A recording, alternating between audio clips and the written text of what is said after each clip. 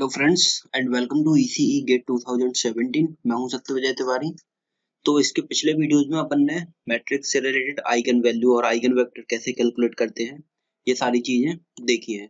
तो इस सीरीज में और अपन आगे बढ़ते हैं। Find eigen value and corresponding eigen vector of the matrix. मैं आपको क्वेश्चंस की प्रैक्टिस इसलिए करवा रहा हूँ क्योंकि जितनी ज्यादा से ज्यादा आप प्रैक्टिस करेंगे उतने आपके कॉन्सेप्ट क्लियर होते जाएंगे और उतने आप अच्छे से अच्छे नंबर स्कोर गेट में कर सकते हैं। तो प्रैक्टिस यहाँ से भी करिए और बाकी और जहां से हो सके वहां से भी आप क्वेश्चन ज्यादा से ज्यादा प्रैक्टिस करने की कोशिश कीजिए। तो ये क्वेश्चन है, find eigen value and corresponding eigen vector of the matrix. ये कोई मैट्रिक्स आपको गिवन है, इसकी आपको आइगन वैल्यू फाइंड करनी है एंड आइगन वेक्टर फाइंड करने हैं। तो ये मैट्रिक्स आप देख के बता सकते हैं ये क्या है। इसके तीन एलिमेंट्स जीरो हो रहे हैं नीचे वाले, तो ये क्या होगी, अपर ट्राइंगुलर मैट्रिक्स हो गई। ये क्या होगी, अपर ट्राइंगुलर मैट्रिक्स हो गई। तो it is a upper triangular matrix. So principal diagonal is the eigenvalue. Upper triangular matrix या लोअर ट्राइंगुलर मैट्रिक्स जब होती है तो मैंने उसको बताया था कि आइगन वैल्यू होते हैं उसके प्रिंसिपल डायगोनल एलिमेंट्स। तो इसके प्रिंसिपल डायगोनल एलिमेंट्स हो गए 1, -4 और 7। तो ये हो गई इसकी आइगन वैल्यूज। आइगन वैल्यूज ये हो गई। अगर ये मान के चलिए आपको ट्राइंगुलर मैट्रिक्स गिवन नहीं होती तब आइगन वैल्यू आप कैसे कैलकुलेट करते, a minus lambda I equals to 0 करके ऐसे आप इसकी आइगन वैल्यू कैलकुलेट करते। यहाँ से आपको मिल गई आइगन वैल्यू। अब आइगन वेक्टर अपन कैसे कैलकुलेट करते हैं, पर्टिकुलर एक आइगन वैल्यू के करस्पॉन्डिंग एक आइगन वेक्टर होता है। तो यहाँ पर तीन आइगन वैल्यू निकल के आई हैं, तो एक एक आइगन वैल्यू के लिए एक एक आइगन वेक्टर होगा। तो पहले अपन ने ली lambda equals to 1। Lambda equals to 1 eigenvalue के लिए आइगन वेक्टर क्या होगा, आइगन वेक्टर आप जानते हैं कैसे कैलकुलेट करते हैं, a minus lambda I into x equals to 0। यहाँ पर x की जो मैट्रिक्स होती है ये होती है आपकी इस आइगन वैल्यू के करस्पॉन्डिंग आइगन वेक्टर। तो a माइनस लैम्डा आई, अब लैम्डा की वैल्यू कितनी हो गई, 1 हो गई। तो इस वाली मैट्रिक्स में से अपन ने 1 वैल्यू माइनस कर दी, लैम्डा की जगह पर 1 थी। आइडेंटिटी मैट्रिक्स तो आपकी यही होती है, डायगोनल एलिमेंट्स उसके ये हो गई आपकी आइडेंटिटी मैट्रिक्स। आइडेंटिटी मैट्रिक्स में आपने मल्टीप्लाई कर दिए लैम्डा का मतलब 1 का, तो आइडेंटिटी मैट्रिक्स सेम हो जाएगी। तो इसके पास प्रिंसिपल जो एलिमेंट्स होंगे उनमें से 1 माइनस हो जाएगा। तो यहाँ पर 1 माइनस 1 हो जाएगा आपका 0, यहाँ पर -4 माइनस 1 -5, यहाँ पर 7 माइनस 1 6 हो जाएगा। और बाकी ये आपके सेम रहेंगे क्योंकि यहाँ पर 0 है तो कोई फर्क नहीं पड़ने वाला। यहाँ पर x की जगह पर आपने x1 x2 और x3 लिख लिए। x1 x2 x3 इसलिए लिख लिया क्योंकि ये 3x3 की मैट्रिक्स है। तो इसके लिए आप अपन ने इसको सॉल्व किया तो मैट्रिक्स का मल्टीप्लिकेशन आप जानते हैं, इसकी रो अपन लेते हैं और इसके कॉलम लेते हैं। तो 0 इंटू x1 हो जाएगा आपका 0 प्लस 2 इंटू x2, तो 2x2 हो गया plus 3 into x3 equals to 0। अब सेकेंड रो ली और यही कॉलम लिया तो -5x2 plus 2x3 equals to 0। अब थर्ड रो ली तो 6 इंटू x3 इक्वल्स टू 0। ये आपकी इक्वेशन इसमें से निकल के आई। अब इसमें से आप देख सकते हैं कि x3 की वैल्यू 0 है। x3 की वैल्यू जब आपके पास 0 आ गई तो इस वाली इक्वेशन में आप 0 वैल्यू अगर पुट की तो x2 की वैल्यू कितनी आ जाएगी, 0 हो जाएगी। तो x2 की वैल्यू 0 हो गई और x3 की वैल्यू भी 0 हो गई। तब x1 की जो वैल्यू होगी वो डेफिनेटली क्या होगी, नॉन जीरो होगी। कोई भी वैल्यू होगी बस 0 नहीं होगी, क्योंकि जब इसके दो एलिमेंट 0 हो गए, x2 भी 0 हो गया, x3 भी 0 हो गया, तो इसके करस्पॉन्डिंग जो आइगन वेक्टर होगा उसमें x1 की वैल्यू 0 नहीं होगी, क्योंकि अगर x1 की वैल्यू भी 0 हो जाएगी तो ये तो हो जाएगी आपकी 0 मैट्रिक्स, तो ये पूरा 0 हो जाएगा। तो इसलिए इसकी वैल्यू 0 नहीं होगी। x1 की वैल्यू कुछ भी होगी लेकिन वो नॉन जीरो वैल्यू होगी एक। तो x1 की वैल्यू अपन ने देखते हैं इसमें कैसे होगी। We take infinite number of non zero. x1 की वैल्यू अपन infinite number of non zero कुछ भी एज्यूम कर सकते हैं। अगर मान के चलिए अपन ने z एज्यूम कर लिया, ठीक है, तो a minus lambda I x1 की वैल्यू हो जाएगी z और ये 0 x2 3 की 0 थी। तब z ये इसमें से कॉमन ले लिया अपन ने बाहर, तो a minus lambda I into 1 0 0 equals to 0। तो a माइनस लैम्डा आई और 1 0 0 ये आपका 0 में चला जाएगा। तो ऐसे आप a minus lambda I into x की जगह पे देखिए कितना बचा आपका 1 0 0। तो x की जो वैल्यू आई मतलब लैम्डा इक्वल्स टू 1 के करस्पॉन्डिंग जो आइगन वेक्टर आएगा वो आएगा आपका 1 0 0। आप कोई भी वैल्यू ले सकते हैं, बस x1 की वैल्यू जो होगी वो नॉन जीरो होगी। मान के चलिए यहाँ z की जगह आपने कोई भी और भी वैल्यू ली तो वो भी जीरो चली जाएगी, तो अल्टीमेट जो वैल्यू बचेगी x की वो कितनी बचेगी 1 0 और 0। तो ये हुई लैम्डा इक्वल्स टू 1 के corresponding eigenvector. Lambda equals to -4 के लिए आइगन वेक्टर क्या हो जाएगा, लैम्डा की जगह पर अपन ने -4 पुट किया और a में से उसको माइनस किया, तो डायगोनल एलिमेंट्स में से हर जगह -4 हो जाएगा, तो यहाँ पर 5, यहाँ पर 0, यहाँ पर 11, ये सेम एज इट इज रहेंगे। x1 x2 x3 इसको अपन ने सॉल्व किया, इसकी रो इनटू इसका कॉलम, तो 5 into x1 plus 2 into x2 plus 3 into x3, ये ऐसे मल्टीप्लिकेशन होता है मैट्रिक्स का। और इसके लिए ये दो एलिमेंट जीरो है तो 0 into x1 0, 0 into x2 0, 2 into x3, 2 into x3 equals to 0, ऐसे ये जीरो हो जाएंगे दो elements. 11 into x3 equals to 0। तो इसमें आप देख सकते हैं कि x3 की वैल्यू 0 है, x3 की वैल्यू 0 है। x3 की वैल्यू आपने इसमें पुट की तो ये वैल्यू हो गई आपकी 0। तब बचा कितना 5x1 plus 2x2 equals to 0। तो x1 upon 2 equals to x2 upon -5, ये आपने इसको एक इस साइड लेके आ गए, तब आपके पास ये वैल्यू आई। अब x की वैल्यू जो होगी वो क्या होगी, x1 के अपॉन में जो वैल्यू है वो x1 की वैल्यू हो जाएगी, x2 के अपॉन में जो वैल्यू है वो x2 की वैल्यू हो जाएगी -5, और x3 की वैल्यू तो पहले ही 0 थी, तो ये आइगन वेक्टर निकल के आया -4 के करस्पॉन्डेंस। अब एक आइगन वैल्यू और बची है आपकी लैम्डा इक्वल टू 7 पर, तो आपने लैम्डा की जगह पर 7 पुट किया और a में से माइनस किया, तो डायगोनल एलिमेंट्स में -6 -11 और 0 हो जाएगा, ये वैल्यू एज इट इज रहेंगी। इसमें आप कैसे कैलकुलेट कर सकते हैं, इसको अपन ने सॉल्व किया, इसकी रो इनटू इनका कॉलम, तो -6x1 plus 2x2 plus 3x3 equals to 0, ये -11x2 plus 2x3 equals to 0। अब ये वैल्यू देखिए आप, 11x2 इक्वल टू हो जाएगा आपका कितना +2x3, तो ये 2 हो जाएगा आपका x2 के अपॉन में और x3 के अपॉन में आ जाएगा 11, तो x2 की वैल्यू आ जाएगी आपकी 2 और x3 की वैल्यू आ जाएगी आपकी 11। तो x2 और x3 की वैल्यू आपने फर्स्ट इक्वेशन में पुट की, फर्स्ट इक्वेशन में पुट की 2 और 11, तो आपकी x1 की वैल्यू आ जाएगी 37/6।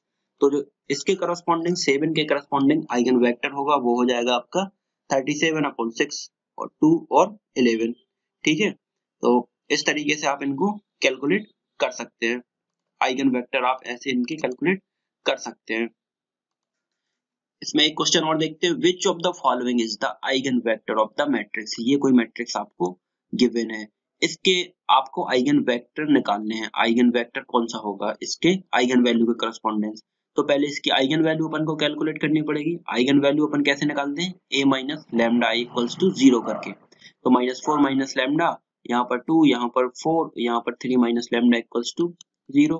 इसको अपन ने सॉल्व किया तो 3 minus lambda into -4 into minus lambda और -4 इंटू 2 8, तो इसको सॉल्व किया तो ये हो गई आपकी एक सेकंड ऑर्डर की इक्वेशन। इसको अपन ने सॉल्व किया तो आपके पास आइगन वैल्यू आई कितनी -5 और -4 निकल के आई आपके पास। अब आइगन वेक्टर पूछा है, ये तो बताया नहीं उसने कि कौन सी आइगन वैल्यू के करस्पॉन्डिंग आइगन वेक्टर पूछा है, तब अपन क्या करेंगे इस केस में, least eigenvalue as the given first importance, जो इन दोनों में से लीस्ट आइगन वैल्यू होगी ना उसके करस्पॉन्डिंग आइगन वेक्टर कैलकुलेट करेंगे। जब आपको आइगन वैल्यू नहीं बताई गई हो कि इसके करस्पॉन्डिंग आपको आइगन वेक्टर कैलकुलेट करना है, तो अपन लीस्ट आइगन वैल्यू जो होगी उसके करस्पॉन्डिंग आइगन वेक्टर देखते हैं। तो लैम्डा इक्वल्स टू अपन ने -5 लिया, तो a माइनस लैम्डा आई, जो a की वैल्यू थी उसमें से डायगोनल एलिमेंट्स में से 5 माइनस हो जाएगा, तो यहाँ पर 1 हो जाएगा, यहाँ पर 8 और यहाँ पर 2, यहाँ पर 4, x की जगह पर x1 और x2 हो जाएगा। इसको अपन ने सॉल्व किया, इसकी रो इनटू इसके कॉलम, तो x1 plus 2x2 equals to 0। दूसरा हो जाएगा आपका, इसी को अपन ने सॉल्व किया तो x1 इक्वल्स टू -2x2 हो जाएगा। अब x1 के अपॉन में हो जाएगा आपका 2 और x2 के अपॉन में हो जाएगा -1, तो x के करस्पॉन्डिंग जो आइगन वेक्टर निकल के आया वो हो जाएगा 2 और -1। तो जैसा कि इसमें आपको ऑप्शन में गिवन है 2 और -1, तो इसका जो आंसर होगा वो हो जाएगा सी, 2 और -1। एक चीज और मैं आपको यहाँ बता देता हूँ कि अगर मान के चलिए आपको ऑप्शन से इसको सेटिस्फाई कराना है कि इसके करस्पॉन्डिंग जो आइगन वेक्टर होगा वो कौन सा होगा, तो मान के चलिए ये आपको एक मैट्रिक्स गिवन थी। आप जानते हैं आइगन वेक्टर के लिए अपन क्या करते हैं, a minus lambda I into x equals to 0 होना चाहिए। तो जो x की वैल्यू होगी वही होगा इसका आइगन वेक्टर। तो मान के चलिए अपन ने ये ऑप्शन चेक किया, सी ऑप्शन। इस मैट्रिक्स की अपन ने आइगन वैल्यू कितनी कैलकुलेट कर ली थी, -5 और 4। अब अगर आप आइगन वेक्टर वैसे कैलकुलेट नहीं कर पा रहे हैं तो आप ऑप्शन से भी चेक कर सकते हैं। ऑप्शन से चेक कैसे कर सकते हैं, जैसे ये थी a की वैल्यू, तो a माइनस लेमडा आई कितना हो जाएगा, -4 -5, तो ये हो जाएगा आपका 1, और ये यहाँ पर कितना हो जाएगा 3, तो 3 माइनस -5, तो 5 प्लस 3 हो जाएगा आपका 8 हो जाएगा, और यहाँ पर बचेगा आपका 2, यहाँ पर बचेगा आपका 4।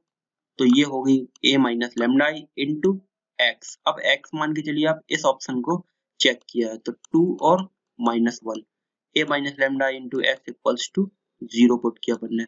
अब इनका मल्टीप्लिकेशन जो होगा वो 0 आना चाहिए, तो तब आपकी वही आइगन वेक्टर होगा। तो इसको अपन ने मल्टीप्लाई किया तो कितना आ जाएगा, 1 इंटू 2 हो जाएगा आपका 2, प्लस 2 इंटू -1 हो जाएगा आपका कितना, -2। अब इसका मल्टीप्लाई किया अपन ने तो 4 इंटू 2 हो जाएगा कितना, 8, 4 इंटू 2 हो जाएगा 8, और -8 इंटू -1 हो जाएगा आपका कितना, -8। तो -2, 2 कैंसिल हो जाएगा, 8 और 8 कैंसिल हो जाएगा, तो कितना आया, 0, 0 आया। तो ऐसे आप इनकी आइगन वेक्टर कैलकुलेट कर सकते हैं। अगर कोई दूसरा ऑप्शन आप इसमें चेक करेंगे तो उसकी वैल्यू 0 नहीं आएगी उस आइगन वैल्यू की करस्पॉन्डिंग। तो इस तरीके से आप या तो ऑप्शन से चेक कर सकते हैं, या तो वैसे ही जैसे आइगन वेक्टर अपन ने कैलकुलेट किया वैसे कैलकुलेट कर सकते हैं। अब इसमें एक नई चीज आती है, केले हैमिल्टन थ्योरम। ये बहुत इंपॉर्टेंट है, केले हैमिल्टन थ्योरम। केले हैमिल्टन थ्योरम क्या बोलती है, every square matrix satisfy its own characteristic equation. अगर कोई मैट्रिक्स है और उसकी कैरेक्टरिस्टिक इक्वेशन अपन ने निकाली a माइनस लेमडा आई करके, तो every square matrix satisfy its own characteristic equation. जैसे मान के चलिए a इक्वल्स टू आपको एक स्क्वायर मैट्रिक्स गिवन है 2 क्रॉस 2 की, ठीक है, 2 क्रॉस 2 की मैट्रिक्स गिवन है। इसकी अपन ने कैरेक्टरिस्टिक इक्वेशन फाइंड की। कैरेक्टरिस्टिक इक्वेशन वही होती है a माइनस लेमडा आई, जो अपन करते हैं आइगन वैल्यू निकालने के लिए, a minus lambda equals to 0। तो इसमें अपन ने वही किया, a minus lambda equals to 0। इसको सॉल्व किया तो इसकी कैरेक्टरिस्टिक इक्वेशन हो गई lambda square minus 7 lambda plus 6 equals to 0।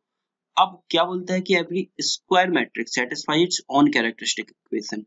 जो इसकी कैरेक्टरिस्टिक इक्वेशन आई, इसकी जगह पर अपन इसकी मैट्रिक्स की वैल्यू भी पुट कर सकते हैं। मतलब जैसे लेमडा की जगह पर अपन ने a की वैल्यू पुट कर दी, तो a square minus 7a plus 6i, आई अपन ने आइडेंटिटी मैट्रिक्स ले ली इसमें मैट्रिक्स के फॉर्म में उसको लिखने के लिए, क्योंकि 6 यहाँ पर कांस्टेंट था, तो मैट्रिक्स के फॉर्म में लिखने के लिए आइडेंटिटी मैट्रिक्स का मल्टीप्लाई कर दिया। आइडेंटिटी मैट्रिक्स आप जानते हैं 1 1 होते हैं डायगोनल एलिमेंट्स, तो उसका मल्टीप्लिकेशन में कोई असर पड़ेगा नहीं। तो सिंपल सी बात ये है कि केले हैमिल्टन थ्योरम ये बोलती है आपकी कि जो आपकी ऑन कैरेक्टरिस्टिक इक्वेशन होती है उसको आप मैट्रिक्स के फॉर्म में भी लिख सकते हैं। जो कैरेक्टरिस्टिक इक्वेशन निकली उसमें लेमडा की जगह पर a आप पुट कर सकते हैं, लेमडा की जगह पर a और 6 था तो 6i हो जाएगा। तो इस टाइप से आप इसको कैलकुलेट कर सकते हैं। ये हुई आपकी केले हैमिल्टन थ्योरम। केले हैमिल्टन थ्योरम इसको प्रूव करके कैसे देखते हैं अपन, a जो आपको ये वैल्यू गिवन थी तो आपने a स्क्वायर की वैल्यू कैलकुलेट की, a स्क्वायर की वैल्यू कैलकुलेट की तो a इंटू a मल्टीप्लाई किया तो a स्क्वायर की वैल्यू आ गई, माइनस 7 इंटू a, 7 का इसमें मल्टीप्लाई किया तो यहाँ पर 35, 28, 7 और 14, तो a square minus 7a plus 6 into I क्यों ली, आई यहाँ पर 2 क्रॉस 2 की मैट्रिक्स इसलिए ली है क्योंकि यहाँ पर सब मैट्रिक्स 2 क्रॉस 2 की है, तो 6 यहाँ पर 6 हो जाएगा। इसको अपन ने सॉल्व किया तो वैल्यू कितनी आ जाएगी इसकी, 0 हो जाएगी। 0 कैसे हो जाएगी इसकी, 29 प्लस 6 हो जाएगा आपका कितना, 35, और 35 माइनस 35 0, 28 माइनस 28 0, तो ऐसे 0 हो रहा है। मतलब जो इसकी कैरेक्टरिस्टिक इक्वेशन होगी उसको अपन उसकी स्क्वायर मैट्रिक्स से भी डिनोट कर सकते हैं। तो ये कैले हैमिल्टन थ्योरम है।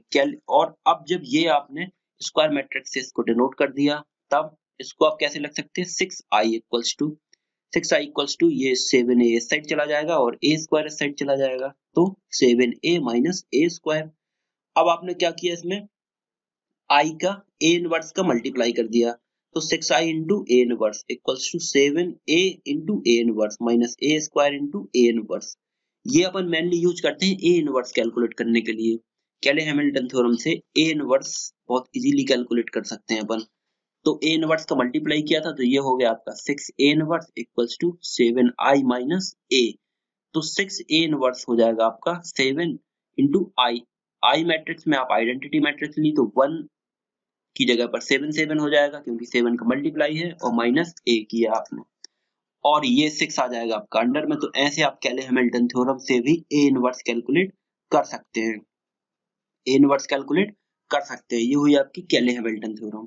इसका एग्जांपल देख लेते हैं एक दो। जैसे इस टाइप से क्वेश्चन अक्सर आते हैं, let M be a 3x3 matrix. M कोई मैट्रिक्स है आपको 3x3 की, with characteristic equation this, then M inverse.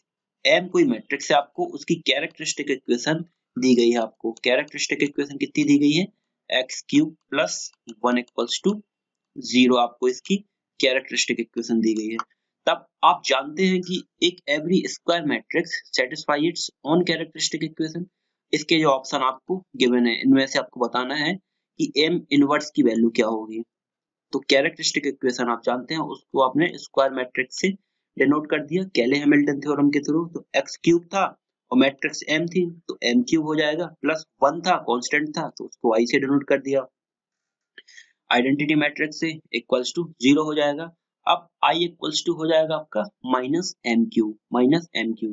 अब आपको वैल्यू कैलकुलेट करनी है m इनवर्स की, तो आपने m इनवर्स का दोनों साइड मल्टीप्लाई कर दिया, i इंटू m इनवर्स हो जाएगा आपका m इनवर्स ही, और यहाँ पर minus m³ into m inverse हो जाएगा आपका माइनस m स्क्वायर। तो m इनवर्स निकल के आया आपका माइनस m स्क्वायर, तो माइनस m स्क्वायर इसका आंसर हो जाएगा। तो इस टाइप से क्वेश्चन पूछ सकते हैं वो कैले हैमिल्टन थ्योरम से रिलेटेड मैट्रिक्स के। जैसे ये let P be a 3x3 matrix, P कोई 3x3 की मैट्रिक्स आपको गिवन है, with characteristic equation is this, then P inverse characteristic equation इसकी गिवन है, P इनवर्स की वैल्यू पूछी है। तो आप जानते हैं कि एक एवरी स्क्वायर मैट्रिक्स अगर उसकी कैरेक्टरिस्टिक इक्वेशन गिवन है तो उसको उसी मैट्रिक्स से डिनोट कर सकते हैं। तो लैम्डा की जगह अपन ने हर जगह p पुट कर दिया, तो p³ plus p square plus 2p plus constant की जगह पर आइडेंटिटी मैट्रिक्स ले ली, तो i इक्वल्स टू हो जाएगा, ये सब माइनस में वैल्यू हो जाएगी।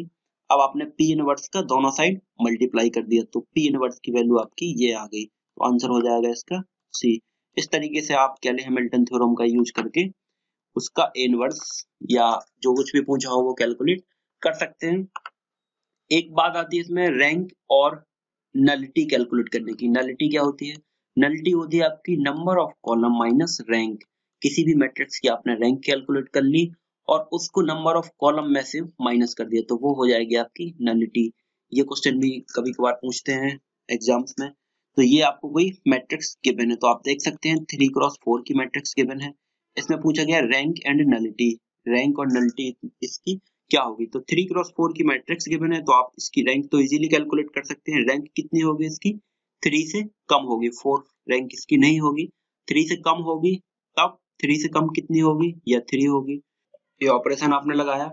अब आप इसकी रैंक कैलकुलेट करते हैं, तो आपने फर्स्ट ये मैट्रिक्स ही इसमें सिलेक्ट कर ली, ठीक है, और इसके लिए इसका डिटरमिनेंट चेक किया, तो 1 के करस्पॉन्डिंग में आपने लिया 1 हो जाएगा 1, और 2 माइनस 2 इंटू 2 हो जाएगा, और माइनस 10 मतलब कोई भी वैल्यू आए लेकिन नॉन जीरो आ रही है, तो इसकी रैंक कितनी हो जाएगी, 3 हो जाएगी।